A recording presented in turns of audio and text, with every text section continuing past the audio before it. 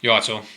So no more brother wars. So if you think back to World War Two, World War One, it's the same ethnic group of people scrapping amongst each other. Obviously, there were some ethnic minorities amongst us, but to get to the point, just think of what's happened in Britain alone after World War Two. With Western Europe generally as well, but Britain in particular. Now, if you told them man landed on the shores of Normandy in 1945 that within 70 odd years, London would be a white minority capital, Luton, Leicester, Birmingham, Manchester, many others to follow, would become white minority as well around that sort of time. What do you reckon them men would have thought? Do you reckon they would have gone, well, what's the point in this war then if we're going to get bred out of existence and colonised by a different way?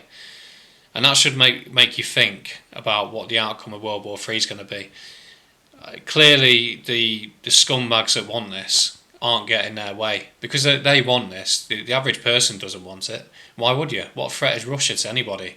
When I'm sat in my kitchen now making this video, there's a big threat down Derby Station Hotel and around Derby train station that's growing in force, and I don't know why they're here.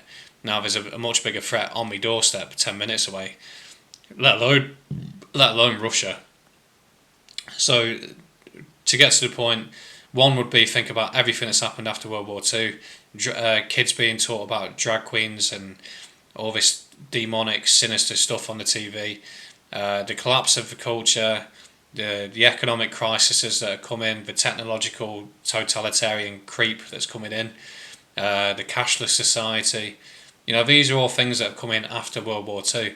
And I will add, that's the future that we fought for. Never forget that. We fought for that future. We won that war. So this is the future that we were going for. The Austrian painter and that lot, they knew what the future was and they didn't want it, and that's why they're fighting against it. But the sad thing is it's always young, daft, excitable lads that want to go off and have these adventures, but long-term consequences of this one.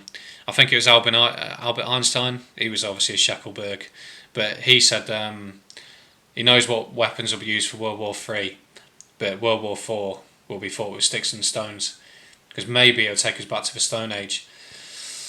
But whether we get to that point, it's quite an interesting period, really.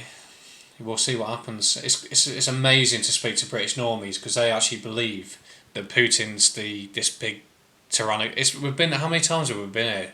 Saddam Hussein, Gaddafi, Assad. It wasn't long ago we were all pointing the finger at Assad as this demonic realm, living out in the Middle East. It's all nonsense, but it's the British normies, the dangerous people, as we all saw over the last couple of years. With the events that happened between 2020 to 2022, which has all mysteriously vanished. But yeah, to get to the point, the outcome of World War Three for Europeans and the world, is going to be a complete disaster, as we all know it is.